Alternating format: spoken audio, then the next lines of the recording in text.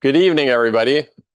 I'm John Bitson. I'm the Menard Family Director of the Sheila and Robert Challey Institute for Global Innovation and Growth. And welcome to the Menard Family Distinguished Speakers Series. If you're on the wings, please come into the middle. We want everyone to sit in the middle. It's great to see all of you here tonight. We appreciate you taking in the center, please. So we appreciate you taking the time to be with us tonight. I know you have other things to do, but you're going to be grateful that you're here. We're all going to learn a lot. I'm really excited about it. Very grateful to Deirdre. She's been here all day long. So starting out at 10 o'clock this morning, teaching a class, doing a 1 hour and 15-minute lecture on the bankruptcy of statistical tests, and then another 1 hour and 15-minute lecture on rhetoric versus philosophy, and then just a lot of discussion with people. So all day long, and then another presentation tonight, and then a dinner tonight. So it's a long day for me, and I'm not even presenting today. So I'm very grateful to Deirdre at 83 years old doing that. So great job. And so Deirdre is one of the top experts in the entire world in understanding the great enrichment. So think about the hockey stick of human prosperity. For thousands of years, we lived in extreme poverty. And then there's been, just over the last couple of hundred years or so, there's been an extreme uptick in prosperity. And I think one of the big undertold stories today is that this prosperity is continuing. When you tell people that in 1980, 47% of the world's population was in extreme poverty, today it's less than 10%, they don't believe you, but look it up, it's true. I mean, so this is still happening, and Deirdre is going to explain to us why this happened, why it continues to happen, and what we can do to make sure that it continues to happen. You talked about maybe in 36 years, what's going to happen at the rate of growth, double our prosperity. And so anyway, so it's going to be really exciting to hear the presentation tonight. I'm grateful to the Menard family and to all of our donors that make this possible, and grateful to all of you for being here tonight. You'll get a chance to ask your own questions of Deirdre at the end, so please write down your questions, take notes if you're students or otherwise, and then just be ready to ask questions at the end. So Deirdre Nansen McCloskey is a distinguished scholar and Isaiah Berlin Chair in Liberal Thought at the Cato Institute. She is also a distinguished professor emerita of economics and of history, and a professor emerita of English and of communication at the University of Illinois at Chicago. After getting her PhD in economics at Harvard, she taught at the University of Chicago and the University of Iowa.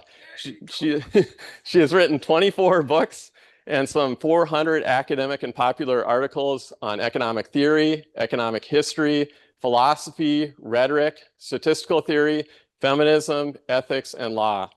McCloskey's recent books include The Bourgeois Virtues, Ethics for an Age of Capitalism, Bourgeois Dignity, Why Economics Can't Explain the Modern World, Bourgeois Equality, How Ideas, Not Capital or Institutions Enrich the World, Why Liberalism Works, How True Liberal Values Produce a Freer, More Equal, and Prosperous World for All, and with Art Carden, Leave Me Alone and I'll Make You Rich, The Bourgeois Deal, the book that most of you have. And are you willing to autograph books for people? I'll do the whole thing. Okay, so then you can get your book autographed at the end. I'm glad to reduce the secondhand value of my books. So let's all welcome Deirdre McCloskey.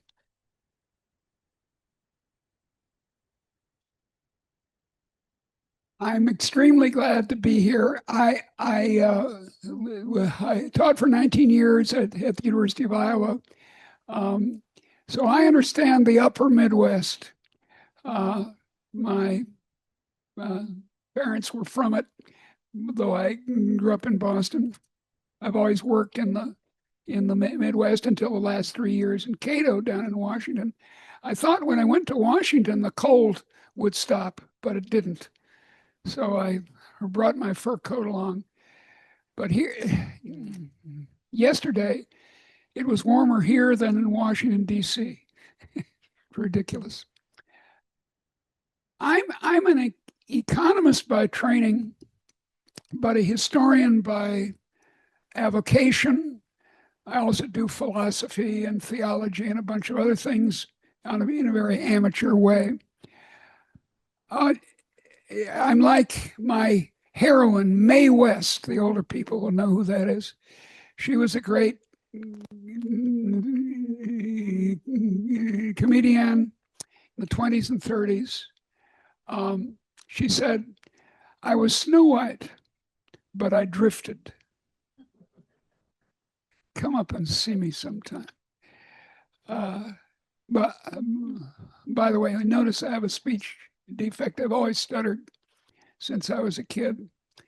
But I'm in an occupation where I have to talk all the time. So I don't know. It's like having a short basketball player. But anyway, that's it. The issue is how we got so rich.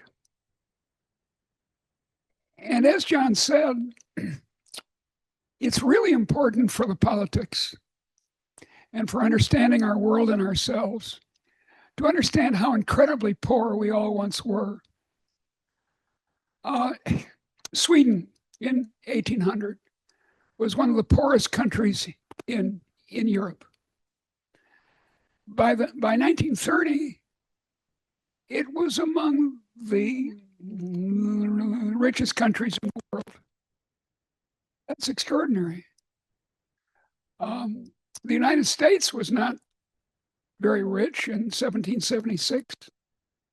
And now, it's a lot better off. How much better off? Well, in world history, if you calculate in prices that, would make sense in Fargo or in Washington or in San Francisco or in London or Berlin or wherever, the average person on the planet, these Homo sapiens, which we all are, we're all Africans, by the way. Homo sapiens evolved in southern Africa about 300,000 years ago is the current figure.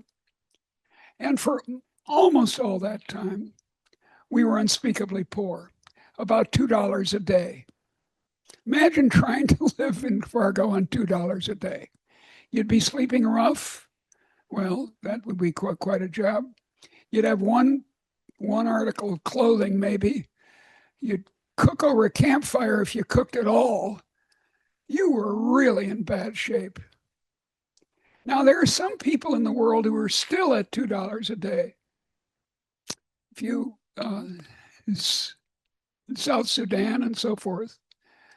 But it's amazing how much it's improved. Since 1776 or maybe 1800, something like that, the $2 a day stuff that had been going on for almost 300,000 years, it started growing. And by now, the average in the world, including a lot of poor countries, India, still quite poor, though improving, it's now $50 a day. China, which in 1978 was at the $2 a day. Imagine $2 a day.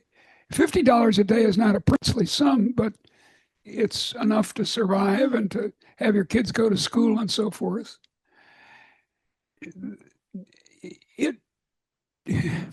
China in 1978 was at $2 a day. Now it's at about the world average. It's up at about $50 a day. This isn't about inflation or anything. This is allowing for inflation, having taken care of that. It's real GDP per capita. China now has about the same average income as Brazil does. So we've come a long way, that's for sure.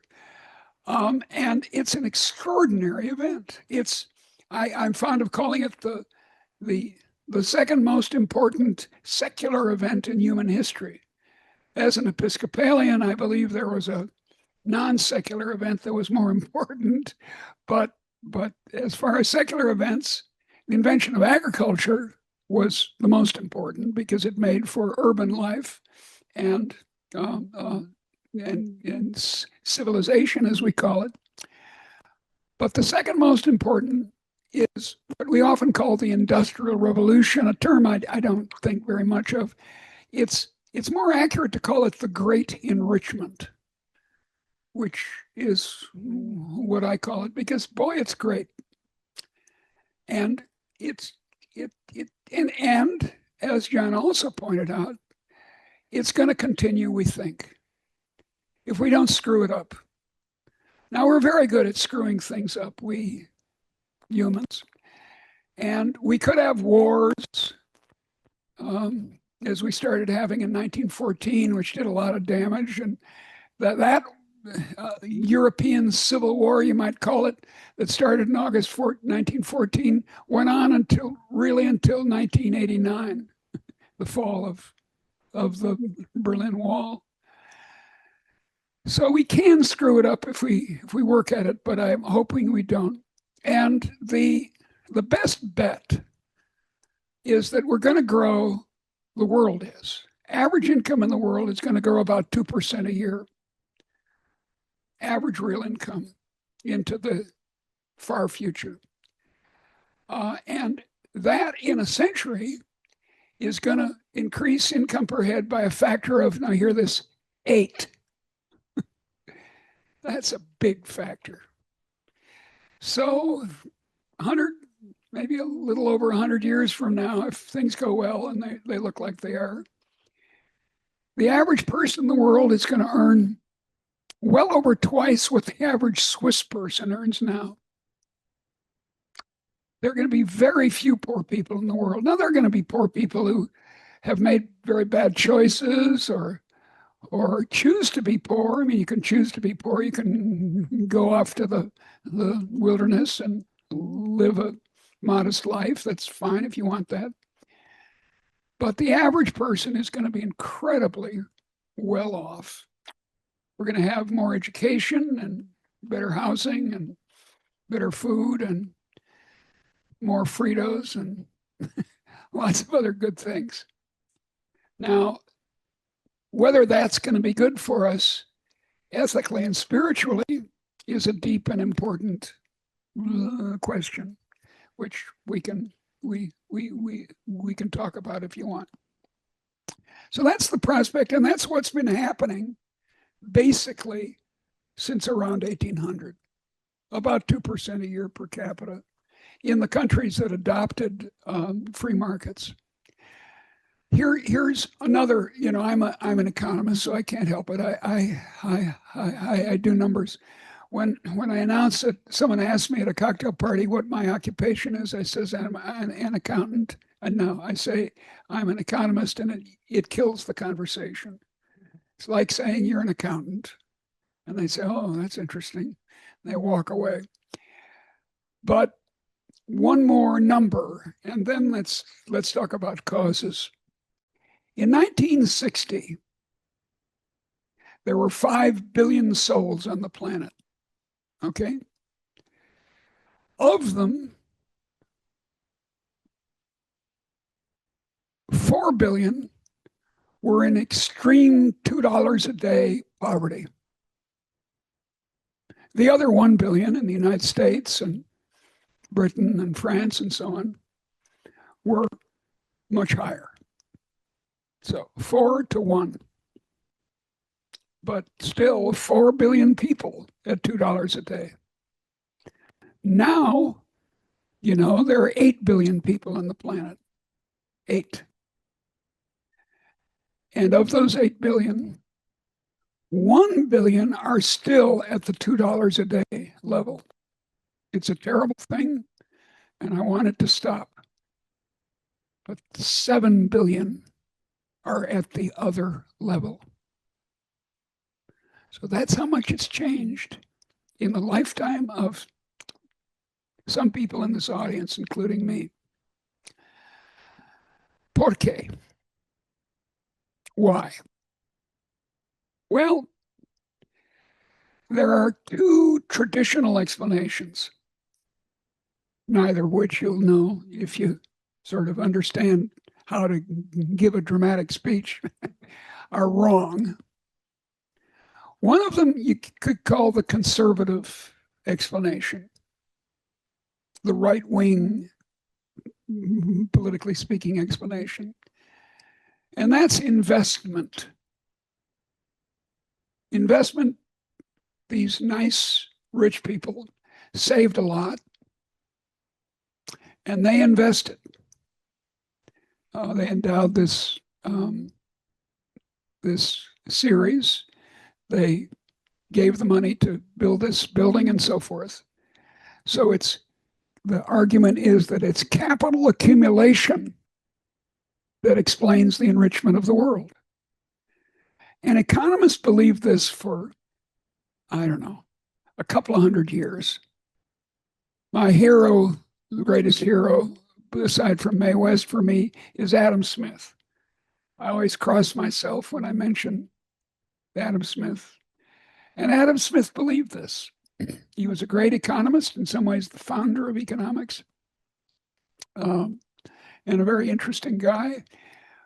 He was a Scot, but he believed that it was stock, as he called it, increased stock, which meant machines, improved land, houses, and so forth. That's what made.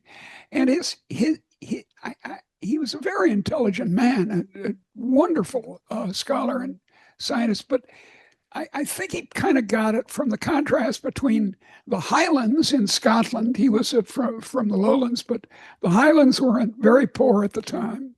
This is 1776 again.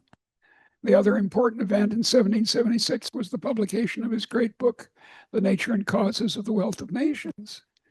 But he's contrasting Scotland with the Highlands now with Holland. Holland at the time was the richest per capita country in Europe.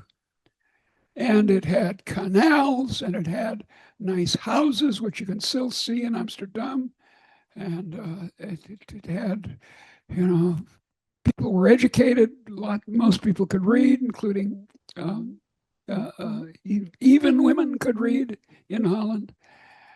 Whereas Scotland, with the Highlands, again, was unspeakably poor. So he thought that's what happens. You get capital and you get rich. Well, in a manner of speaking, that's true. If I could have just a moderate, small fraction of Jeff Bezos's fortune, I'd thank you very much. If I had 1/100th of it, I'd be a multimillionaire.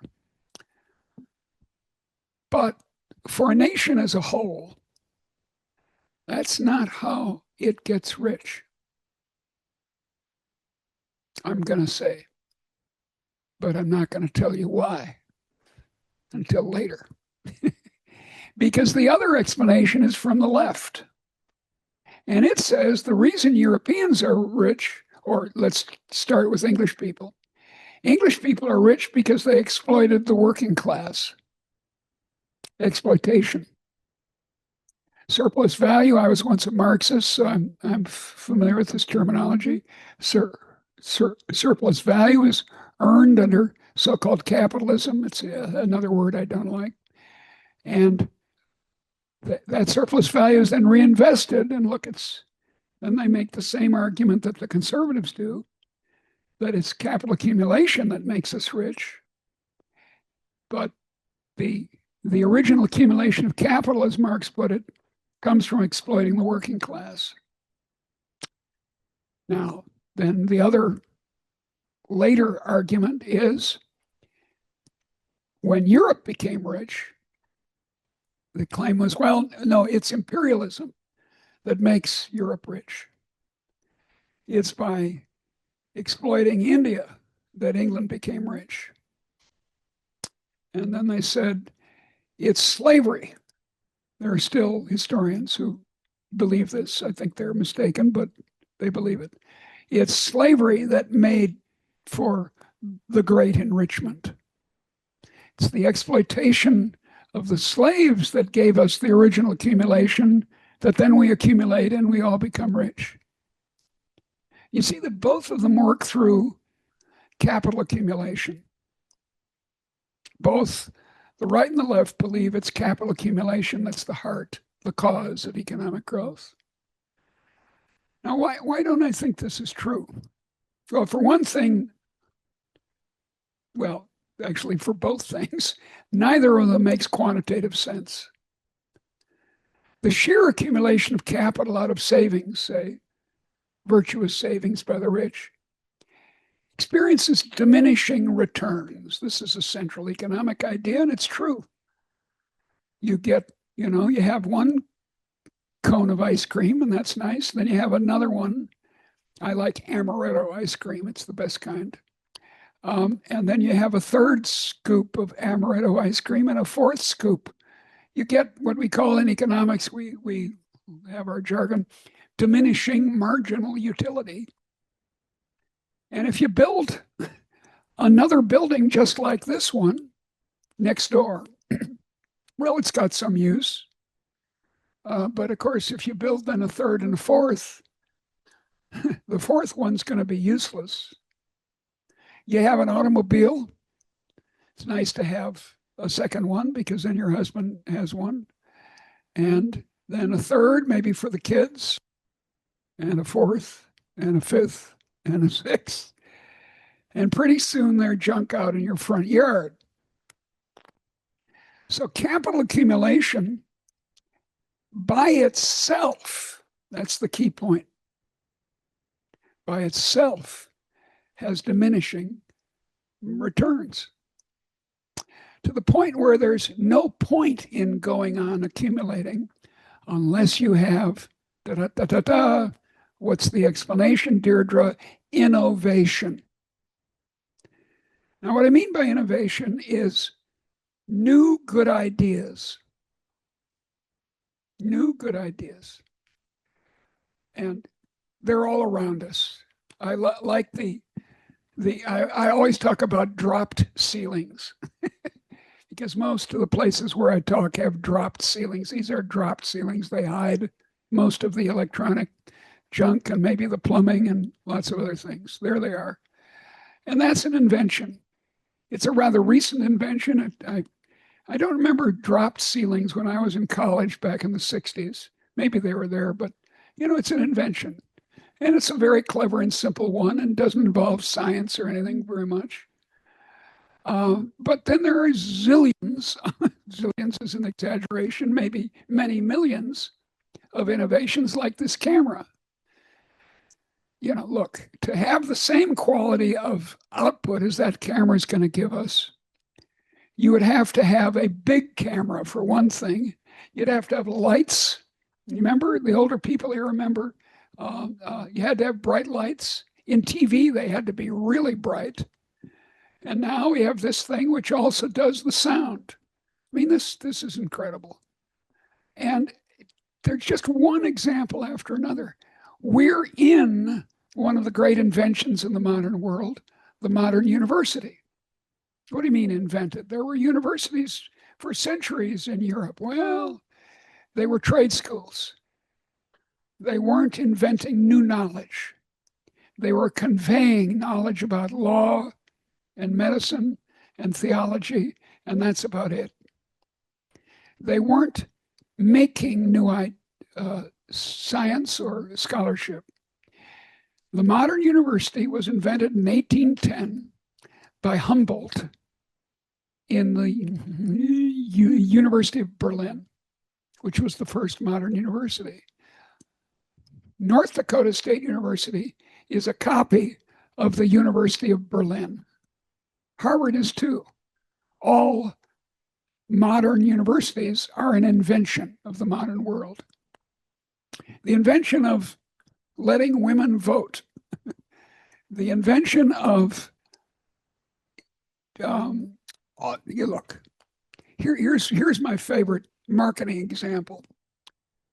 Every year in the United States, in some grocery store somewhere, some of new products are being tried out.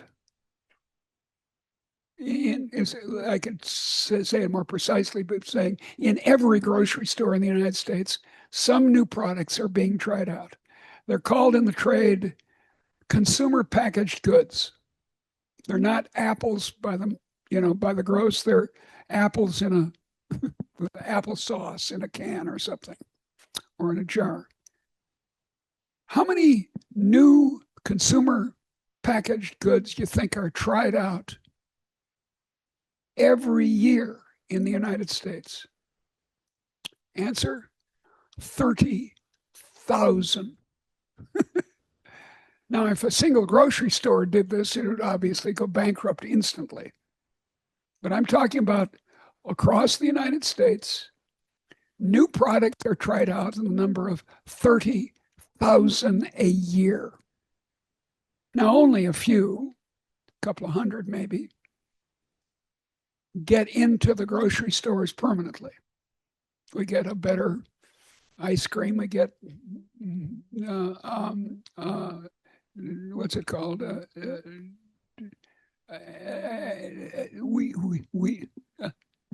We get a better ice cream. It does better. People like it. The store stocks it. It's off to the races. We get better this, better that. And this improvement is that 2% a year real improvement in the world and in our own economy for that matter. So look, it's innovation that made us rich. Investment is net. Now look, my friends on Wall Street say, no, wait, Deirdre, investment is necessary. And we on Wall Street, we're all about allocating investment correctly. And I don't object to that description of what happens in financial markets. That's about right. But they say, they get indignant and say, no. Capitalism, from its very name, it must be about capital. It must be about accumulation. And I say, yes, dear. Capital is necessary. It's not necessary with every innovation. If you invent an app, you don't have to have any capital at all. You just have to have the idea. But there are some innovations like the railway that require massive investment. So it varies a lot. But capital is no more necessary than a labor force is. Gathering a skilled labor force together, skilled or unskilled for that matter, is necessary for many innovations, not for all of them. See what I mean? In fact, here I'll become an amateur philosopher, point out to you that for every event in your life or in the world's life, there are an infinite number of necessary causes. For example, the cause of the United States is the existence of the North American continent, doubtless necessary for what we call the United States, right? It's necessary that there be oxygen in the air right now in this room. This is the cause of our survival for the next 10 minutes. If the oxygen suddenly disappeared, everyone in this room would die. So clearly, the oxygen is necessary. So what? Are we going to explain the discussion we're going to have after I stop talking? Its cause is oxygen in the room? Well, true though it is as a necessary cause, it's nothing like an interesting cause. The interesting cause is my talk and your reaction that's forming in your mind, I hope, right now. So you'll have things to ask when I finish expositing this idea. So it's the innovation. It's the new idea. If you'll write to me at the Cato Institute, I will send you a copy of a rather long position paper I have. And the opening line is this: every new idea comes out of one person's mind. One person. Good example is containerization. Invented in 1956 by a guy named, what's his name, McNeil? I think that's right. His name was McNeil. He was a poor boy, he hadn't been to college. He owned a fleet of trucks, mainly shipping tobacco, North Carolina. In 1956, he said, well, now suppose we had standardized 40-foot and 20-foot boxes and did that instead of having individual items put onto ships, sort of on someone's back. And that's containerization. Someone's idea. Every innovation is. Humboldt had the idea of the university, right? You had the idea of your improvements on your mother's recipe for goulash or something. Humans are very creative if they're allowed to be. And one person has to come up with it. And then someone else says, oh, that's a good idea. I'll do that. Hybrid corn is an excellent example. Hybrid corn was developed and it spread just that way. Some farmer would try it. The others would say, oh, come on, that crap. All these scientists saying that's a good idea. No, it's not. I don't want midget corn. I don't want corn that is genetically sisters, identical twins, sisters. That's what hybrid corn is. I just want the corn I have, and then it spread. So I say in this essay, it starts with individuals. Now, what's the importance of that? What it means is that corporations do not make innovations. Individual people within the corporation make innovations. Universities don't make innovations, but people do. Scholars and scientists, students inside, they do it. Nations don't innovate. They collectively they innovate or they don't, but they don't make up the ideas. Collectives don't do it. It's individual. So we've got a problem here. Why then? Pick a date, 1776 is my favorite, but 1800 worked just as well. We get innovation. Humans have always done innovation. You know, someone invented the bow and arrow. Someone invented the wheel. We make that as a kind of joke example, but it's true. Some horsemen north of the Black Sea invented wheeled vehicles. But it was slow. We invented all kinds of things. We invented agriculture in 9 different parts of the world. By the way, that's another really interesting historical puzzle to which I have nothing to contribute, namely that agriculture, very strangely, we've been around for 300,000 years, was invented in the last 10,000 years in 9 different places. Don't believe what you heard in school that it was all invented in the Fertile Crescent. That's wrong. It was invented among the Maya and the Peruvians. It was invented in sub-Saharan Africa. It was invented in New Guinea. It was invented in all kinds of places, in East Asia. But why in the last 10,000 years only? It's quite a puzzle, but sorry, that's just off to the side. Why then, circa 1800, did innovation start accelerating? And boy, did it accelerate. The rate of innovation up to that point in Europe was something like 0.2% a year. And then it became 2% a year. That's a tremendous change. If something is growing at 0.2% a year, it doubles in 320 years. If it's growing at 2% a year, 320, I think I'm correct about that, but it's on that order, 3 centuries.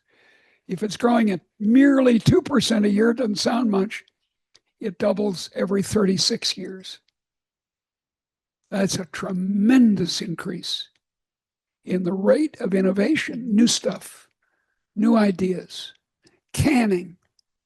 Canning was invented by the French, by French scientists, feeding Napoleon's armies.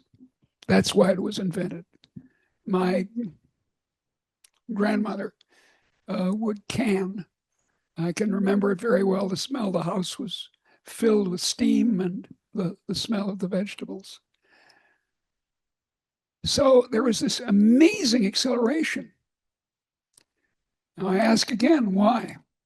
We decided it's not sheer capital accumulation. No, that's not it. Even though the economists, my brothers and sisters, intellectually, kept on saying it until practically yesterday. And some of them still say it and they're misled. No, it's new ideas occurring in people's minds, not plural people, but individual people. Well, here's the answer, my answer. My answer is liberty, in a word. Now, what I mean by that is what I call in a book that's coming out in September, equality of permission. Now, since the invention of fixed field agriculture, equality of permission was not in the cards for ordinary people. If you were a milkmaid, you stayed a milkmaid. If you were a duke, you stayed a duke. That's how it was. The great chain of being, the social version, which you hear a lot about in the 16th century and before. The great chain of being, God at the top, the household dog at the bottom. By the way, as a dog lover, I point out that dog is God spelled backwards. I want you to remember that if you remember nothing else from this talk. Hierarchy was how we lived. There were the proud aristocrats, and there were the rest of us. I take it that there are no descendants of the crowned heads of Europe, Africa, or Asia here. I look around, I don't see any Habsburg chins. I take it everyone here, including me, are the descendants of unspeakably poor peasants, because we all were, virtually all of us. And then we were given liberty. First, just some of us, free men, well-to-do men, in fact. Robert Burns, the great Scottish poet, late 1700s, was a poor farmer. And he didn't own enough property to vote in Scotland. What the great voice of the Scottish nation wasn't in the privileged class. And then this idea, Thomas Jefferson, we all know, famously expressed it, all men and women, dear, are created equal. But of course, Tom didn't really believe that. He said he did, and he wrote a lot about it. But he owned slaves all his life. So poor Tom, he was conflicted. But that was the key idea. When that became the ideology of the age, in Holland first, Scotland, England, the North American colonies, it had this fantastic economic effect. It freed people, as the English say, to have a go. The English are very sports-minded. The Australians get to bat in cricket, and then we English people get to bat. So everyone gets to have a go. And go they did. Now, my friend, my very dear friend, Joel Mokyr, the great economic historian who just got the Nobel Prize in economics last November, Joel says it's science that did this. And Joel and I agree profoundly that it's ideas that did it, that made us start innovating like mad. But I don't agree with Joel that this came on early. Around 1900, science starts to get really big. We've got electricity going. We start to have, movies and then airplanes, and more and more science starts to matter. High science, low science, and high science.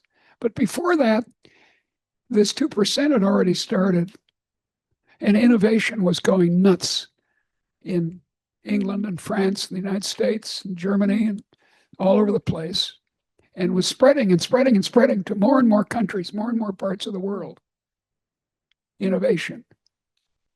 So I say it's this equality of permission given gradually to everyone in this room that made for great innovation. In fact, I argue with Joel and I say to him, look, Joel, science wouldn't work well unless poor people were able to become scientists or entrepreneurs. You got to have both. You got to have scientists thinking up this stuff, and then you've got to have entrepreneurs doing it, putting it into practice.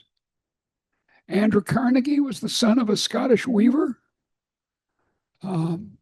Abraham Lincoln had 2 years of formal schooling. His first mother is the natural mother, and his father were illiterate.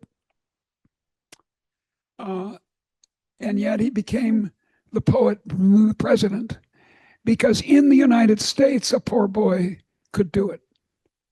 Now, it wasn't easy, but he had permission.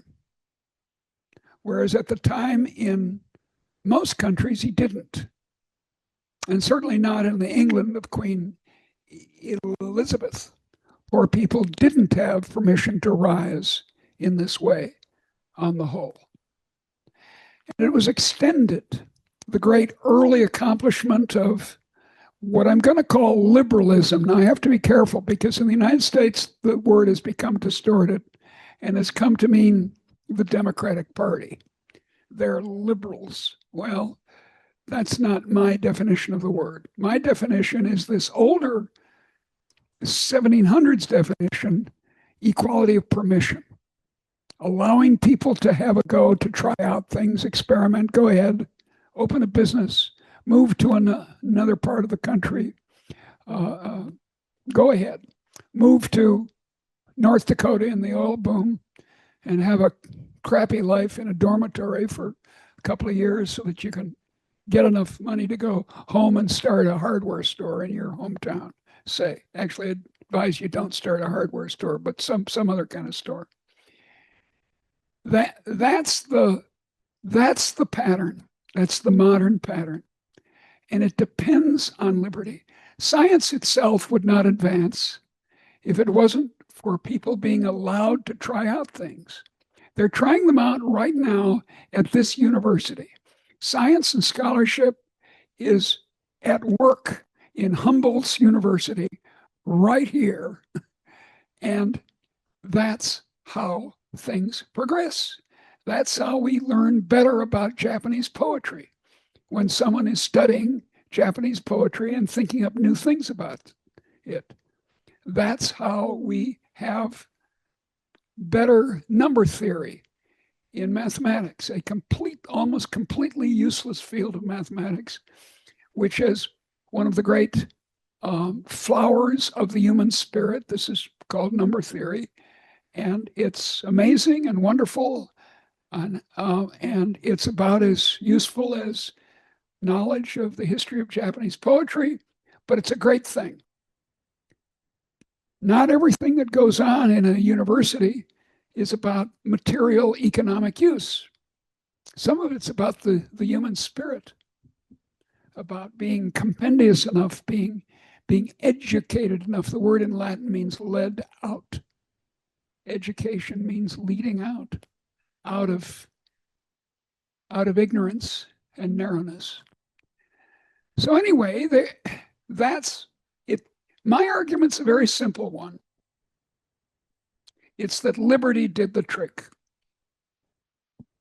Breaking what has been called the cake of custom, breaking the hierarchy, and the spread of this idea. Now, this idea of mine is so original with me that dozens, scores, hundreds of other people have said it before.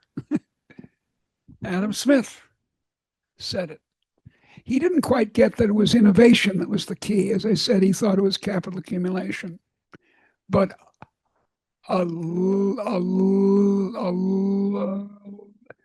sorry, I do stutter. Alexis de Tocqueville, the great French aristocrat who came to the United States in the early 1830s and wrote a great book which every American should read called Democracy in America. He saw it. He saw that the passion for equality, by which he did not mean material equality, he didn't mean equality of outcome or opportunity. He meant equality of permission. And he saw that that was the great passion among Americans.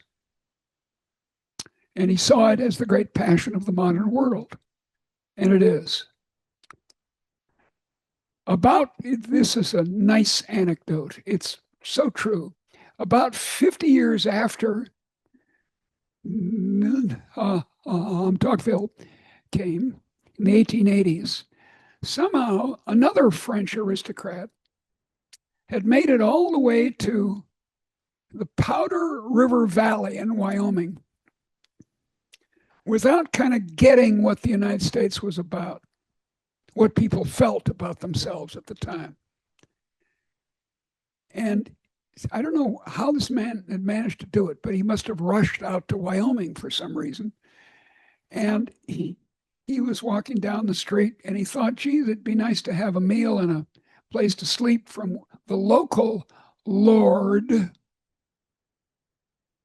the local involuntary master.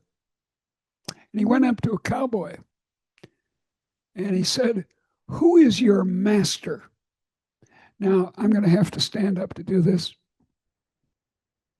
because I can just see the cowboy, can't you? His pose would be contrapposto, as the art historians say. It kind of slouched like this. And he'd move his chewing straw from one side of his teeth to the other. And he replied, "My master, he ain't been born yet."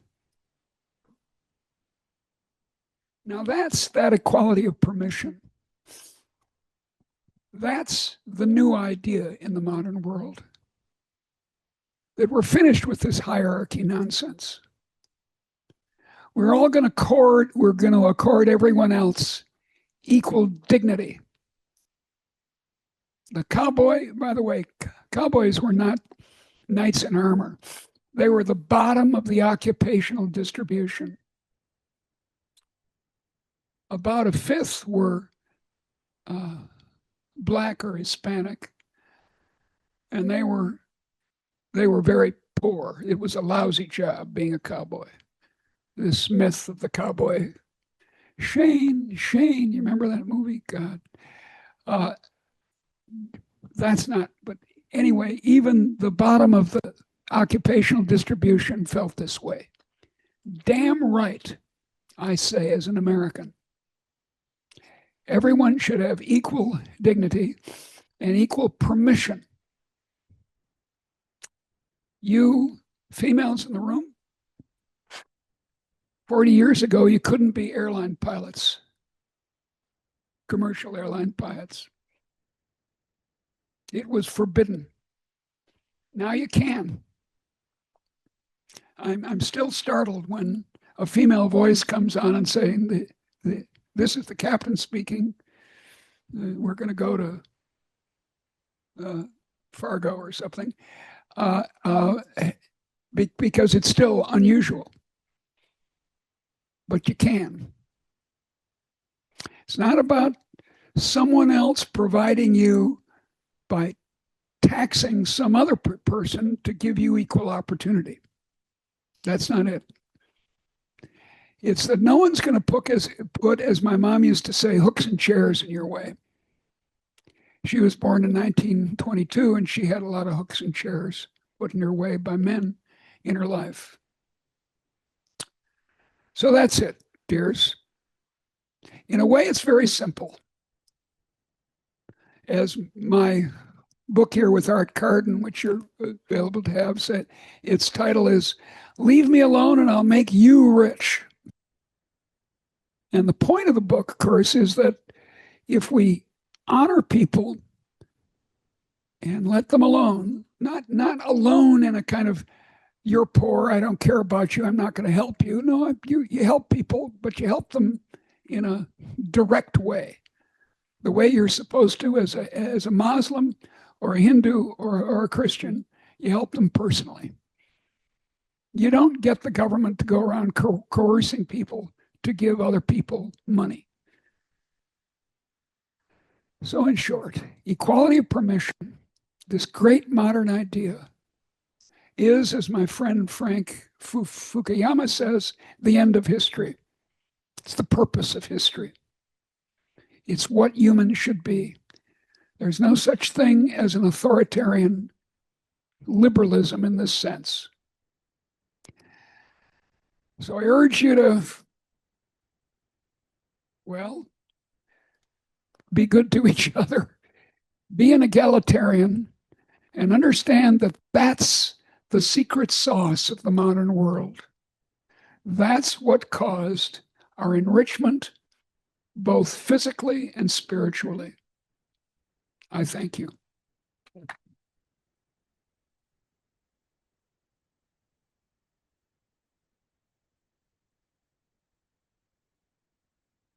Thanks. So if everyone could line up and start, get your questions ready there, and I'll ask one question first. So thanks for a great presentation, Deirdre. I just have one question to start with, and it looks like we're gonna have more, but I have a microphone on. But in reading your work and trying to uncover the great enrichment, I think it's really, you use a very interdisciplinary lens. So you use the tools of economics, economic history, understanding literature, understanding various plays and other works of art. And theology. Right, theology, understanding words, their meaning, how words have changed, the meaning of words have changed over time.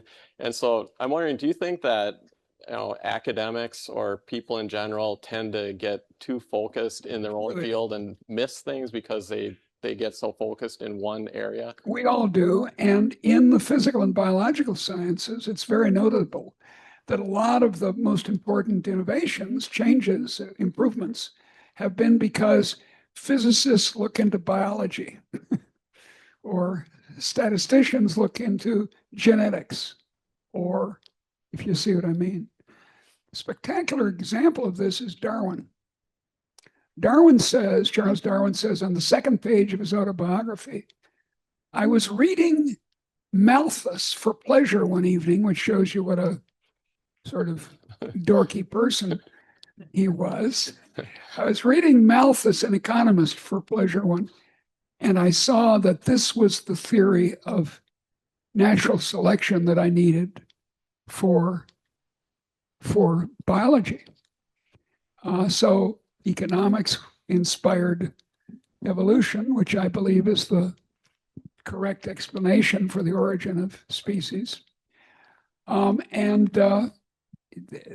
it happens all the time.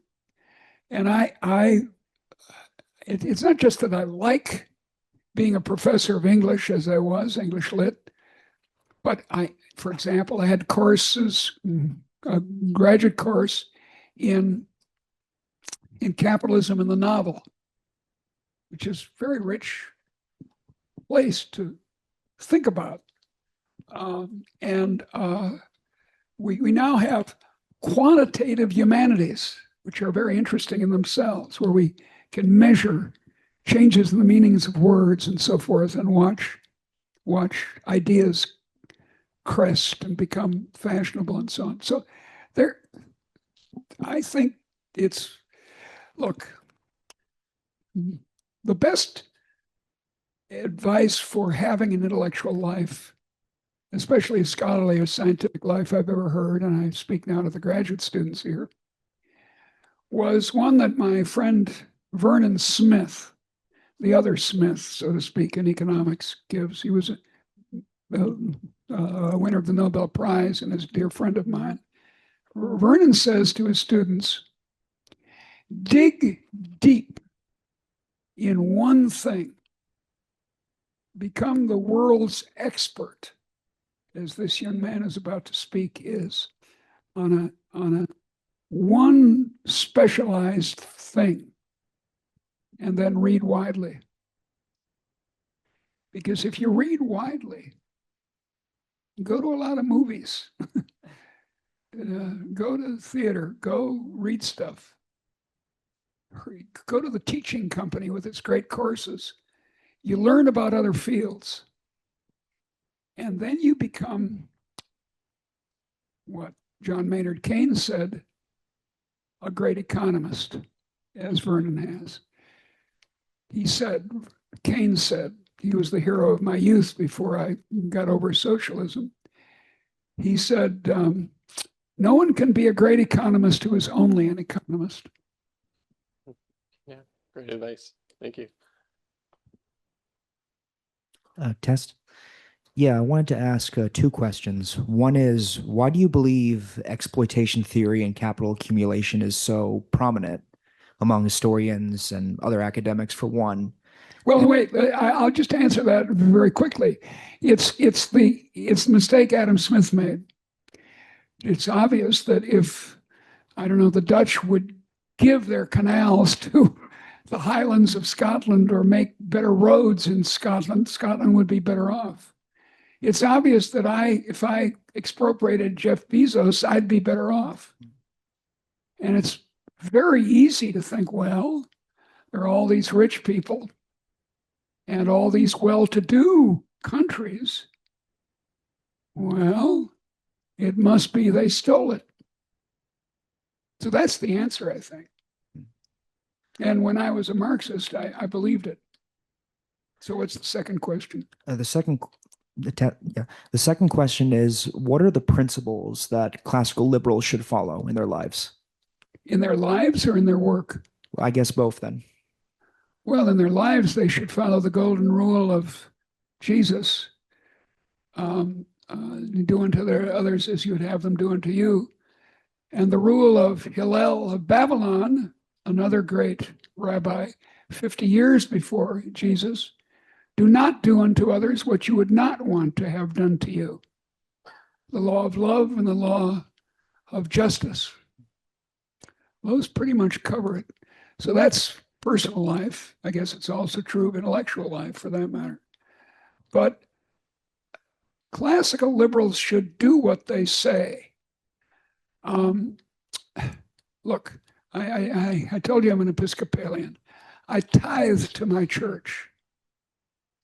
I give 10% of my income to my church because I think the Episcopal Church knows better than I do how to help the poor. Now, I want to help the poor.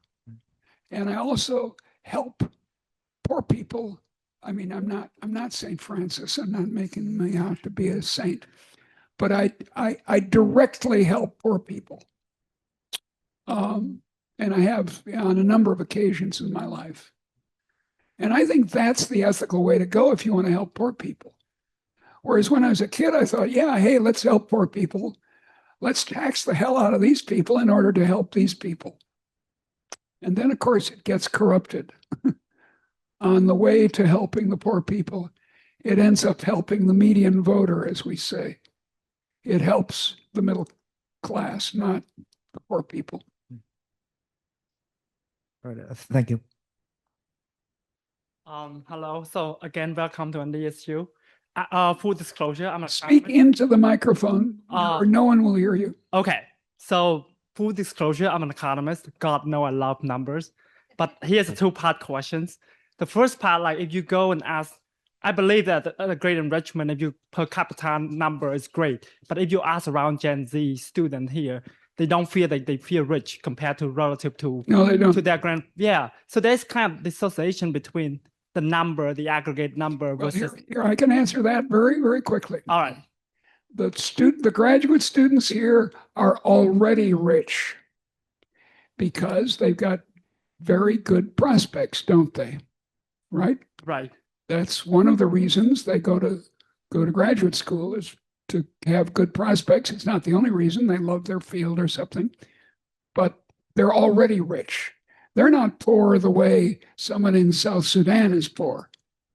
Someone in South Sudan is poor with no prospects. Mm-hmm. So from a kind of lifetime income point of view, they're already rich. So I have no sympathy. You know, we always say, "Oh, I'm a poor graduate student. I'm a slave. I'm a wage slave," which is the most ridiculous oxymoron in the English language. Fair enough. How about undergrad? Undergrad's the same point. You got into school, you work hard, you show up for class, you do your homework, and then you do pretty well in life in two ways. You get a good first job, that's nice, but you also, if you let yourself, you get educated. I've often said to undergraduates, look, if I could enforce the contract that you would promise to read one serious book a week and talk to other people, especially who have read the same book, I would be willing to give you your master's degree right now. But we can't enforce it. If I could, that would make for an educated person. It doesn't have to be nonfiction. Mm-hmm. Read Marilyn Robinson's novels. I recommend everyone read Marilyn. I'm reading right now. I'm obsessed with. Let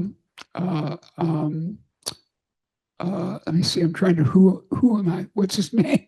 that I'm obsessed with. The great English Victorian novelist Trollope, Anthony Trollope. I've read about 5 of his novels. I'm going to go on reading until I've read them all, because they're such wonderful novels. But you do that one a week. Okay. Well, my personal preference is Sherlock Holmes, but whatever. But so this is the second part to my questions. So in my opinion, like everybody talk about affordability crisis. If you About what? Affordability crisis. Like if you look Yeah, at yeah, Bloomberg, no, and in it's- my opinion, it sounds like more like a societal crisis right now. Like I know it's very foolish. right. There's no affordability crisis. The one area where there is an affordability crisis is housing. Right. And that's caused by, you could call it a conspiracy of property owners against the poor. And it is pretty much, that's what it is. So Nationwide and in Britain and France and everywhere else. But for most things, Americans are, even the poor people in the United States are rich by international standards or historical standards. right. So the second part question, how do we make this young generation, Gen Z, like to feel like they are not poor, like Well, because we already give them liberties. I know. Look, I'm 83. I'm not 18, so I'm not in a good position to get into their mental state. But I think there's a lot of sort of, I don't know, what would you call it, loose talk or pessimistic talk. A few years ago, it was about the environment, and still a lot of young people, I bet you there are many in this room, who are very worried about the environment. I mean, and I'm not a climate denier, as is often climate change denier. I'm not that way.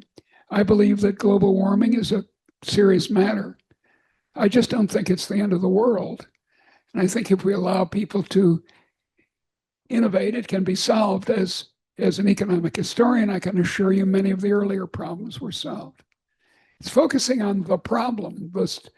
We're all talking about, well, I mean, every generation talks about its problem. So I urge you to be optimistic. Thank you. But yeah, I believe you. I think like for just quality of life. Okay, dear. That's enough. Thank you very much. Thank you. Thank you for your questions. Thank you. So I'm only using this as a frame of reference, and I'm sure there's many errors before, but compared to the 90s, 2000s, 2010s, young people of today seem to approach the curiosity and innovation with a lot more caution. And to your point, kind of that pessimism, holding on to the safety of experts, of identities, instead of really doing what young people always do, which is lunging more wildly into the unknown. Yeah. Do you think that this is truly organic, post-COVID, a reflection of the market and of culture? Or do you think that there's more of a actual calculation and a design to there, perhaps something to suppress competition? Well, no, I don't think it's the latter, but my acquaintance, my friendly acquaintance, Jonathan Haidt, believes, and I think there's something to what he says, that we've overprotected young people. And the helicopter mom and jet plane dad, I guess you'd call it, have done too much to look. When I was a kid, Mom would say, now this is in the 50s, Mom would say on a Saturday morning, go out to play, come back when the streetlights come on. You do that now, and child protection is at your door the next day. I mean, literally, in some parts of the United States. There's too much protection. When I was a teenager, we hitchhiked everywhere. Now, those days, they would occasionally get a man who would pick me up and his hand would wander over to my genitals and I'd say, no, thank you. But we hitchhiked everywhere. The older people here can remember that era. And then people started getting afraid of it. And they got afraid that they weren't giving their kids enough sort of advantages. So moms and dads, I have a friend at Cato who's being exhausted by this. Both his wife and he are serious professionals and are working full-time. They've got two teenage children, only two. You had 4? Yeah. This guy's crazy. He's got 12 grandchildren. Can you imagine that? But anyway, they had only 2, and they're being run ragged by soccer, right? And, driving the kids around to ballet lessons and blah, blah, blah, blah. I think it's overprotection, which has made some kids, fragile. Now, there may be other things. I'm no expert in this, but Jonathan says that's happened. And he notices in his students this way that the students get offended and won't let controversial speakers speak. This is true baloney. It's illiberal, for one thing. Thanks for your question. Interesting. I should talk less, but I'm paid to talk, so Keep talking. I get paid by the word. So do I, but that's a different story. Thank you for coming here. I have a question about innovation. I agree wholeheartedly that equality of permission is extremely important and the first big step and what characterizes the United States. But few people, in fact, innovate on a noticeable level. And it's not necessarily the brightest or most talented. What do you think it is that creates innovators? Well, I think all human populations, I don't think there are innovative races, put it that way. Yeah. For one thing, I think there's only one race, the human race, but let's set that aside and talk about subpopulations in the world. I don't think there's a racial, in this rather unpleasant and stupid sense, basis for innovation. I don't think Europeans are more innovative than Africans or East Asians. I just don't think so. I think there's a percentage of the population that's conservative and fearful and doesn't want change. This is very important in politics, as we're seeing right now. But there's also a percentage of the population who are wildly optimistic. Yeah, whether they're scientists or sports figures or singers or people in business, and they're the innovators. And so that's why I put so much emphasis on the context. The context being not, as is usually taught in schools of business, that there are characteristics of the entrepreneur and we're going to teach you in business school how to be one. No. It's what changed in the 1700s was the attitude of the rest of society towards innovators. The very word innovation, as you can study in the great Oxford English Historical Dictionary, changes. And up until the 19th century is a bad word. Don't innovate. My God, oh, that'll disturb things. The great chain of being will be wrecked. And oh my God, if people don't have masters, the gates of hell will open. Everyone needs a master, an involuntary master. Well, that was wrong. And we've now come to make innovation one of our favorite words. Everyone loves innovation, except the people who don't. And I don't think there's any big cultural difference in innovation in any real sense. No. I predict, in fact, that Africa in 100 years will be the most innovative place in the world, for reasons I could go into, but let's not.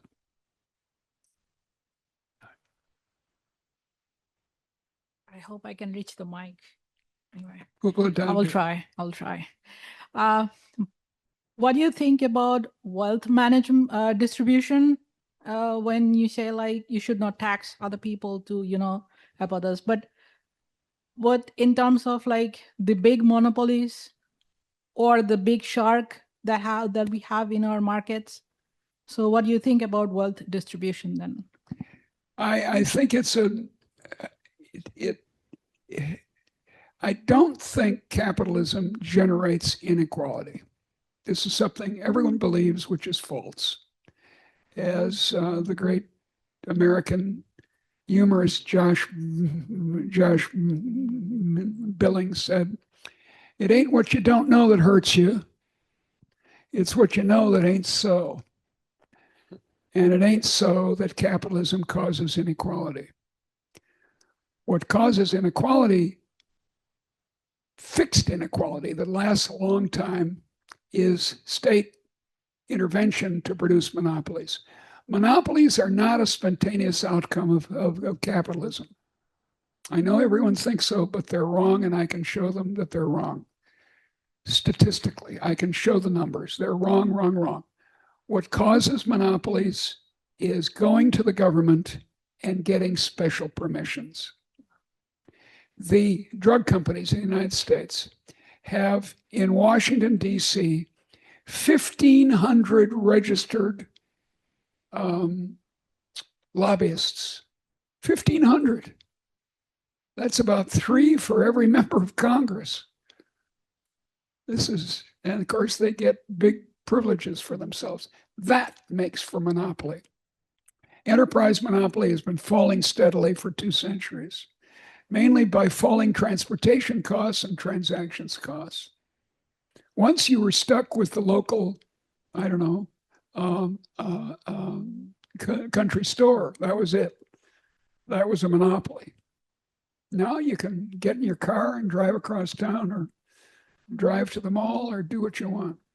So no, I don't. And as far as taxing the rich, paying their fair share, that's what the Dems say. And I understand the impulse. I hope it's not out of envy, because envy is a very bad principle for framing social policy. We shouldn't be envious of each other. That's childish. Grow up. Some people are smarter than you, dear. Get used to it. Some people can throw a baseball harder than you can. Stop whining and go do your own thing as well as you can. So envy shouldn't be the source. But you might say, oh, well, Jeff Bezos has a big monopoly because of Amazon. No, he doesn't. Someone else may invent a substitute for Jeff Bezos tomorrow. The great fortunes in the United States dissolve. That's actually the case. It's not peculiar to the United States. It's true of all countries. All companies where equality of permission is pretty much the working model, say Sweden, there are no permanent classes of millionaires. Now, there are some of them, but not too many. And that's not the big problem. The big problem is keeping this 2% going. And if we kill off the Jeff Bezos of the world, for one thing, we won't make the poor that much better off, because even though they're very rich, they're not rich enough to make all of us better off. But still, we're going to kill innovation. Innovation, liberty, that's what we should be worrying about preserving. Thank you. Thank you, dear. Thanks for the question. It's a good one. My question is about trade. Don't say what it's about. Ask it. So although you didn't explicitly mention, you said that free markets or innovation in the context of free markets. So Alexander Hamilton was a champion of this protection of infant industries. Yeah. Something that Korea and Japan, for instance, followed in the last century. No, they didn't. Or that's a fairy tale, but okay. People say it all the time. So in that sense, yeah, my question was, how did you, or do you reconcile that protecting of infant industries versus markets? The infant industry argument is, they've had it forever. It's a long stand. It was the basis of mercantilism, is one basis of it. And these infants go on being infants for a long time. The steel industry is now protected in the United States, thanks to Donald Trump's first term. And then Biden didn't do anything about it. He kept the protections for steel. And now Donald Trump is ramping it up. This is ridiculous. The steel industry is not an infant industry. I happen to be kind of an expert on the history of the steel industry. I wrote my dissertation on the steel industry in the late 19th century. And I know a lot about it. And they were protecting the rail industry in the United States from German, or they were, protecting the rail industry in the United States from German competition, especially. And actually English competition, British competition too. And it's silly. The infant industry argument is economic nonsense, deeply so. If it's true that there's an infant industry, there's a tremendous economic opportunity for someone to invest in that industry in a way that makes for enrichment. For the person who does it and for the nation as a whole. I could go on. We could get highly sort of technical here and talk about the capital market. But if there's any kind of capital market, the infant industry argument falls to the ground.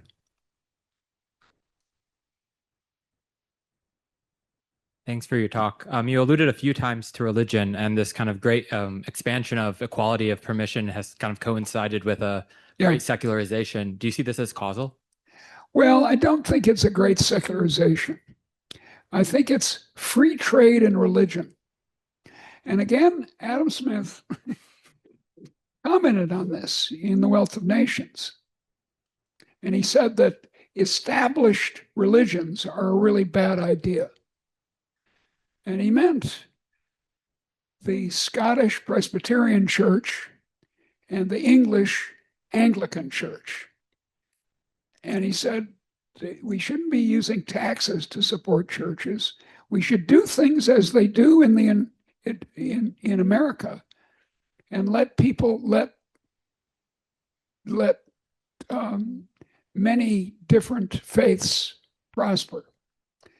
I don't think secularization caused the Great Enrichment, that's for sure. And I'm rather dubious about, as people are becoming now, rather dubious about the whole concept of secularization. It's true that the mainline churches, like the one I belong to, have declined in the United States. But evangelical churches are going through the roof, even in the United States. And in Brazil, nominally Catholic country, though not established, it's not the established church in Brazil. Evangelical Protestants are taking over the country. I don't mean taking over in some evil sense, but they're expanding and Catholicism is very much on the defense in Brazil. So worldwide, religious